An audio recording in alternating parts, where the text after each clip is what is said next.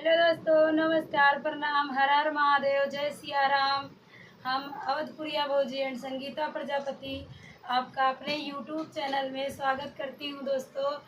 आज हम आपके सामने एक गीत लेके आई हूँ दोस्तों। अब तो नैना लड़ गए राजा दूसरे मर्द से। तो दोस्तों एक बार आप लोग ज़रूर इसे सुने और कमेंट करके ज़रूर बताइएगा दोस्तों कि हमारा गाना आपको कैसे लगा दोस्तों। आइए दोस्तों हम आपको अपना गाना सुनाते हैं दोस्तों। थोड़ा गला खराब है फिर भी गा रही हूँ। हे दूसरे मरात से हो दूसरे मरात से, अब तो नैना लड़ गए जो दूसरे मरात से, अब तो नैना राजा दूसरे मरात से, दूसरे मरात से हो दूसरे मरात से, अब तो नैना लड़ गए जो दूसरे मरात से, अब तो नैना लड़ गए दूसरे मरात से,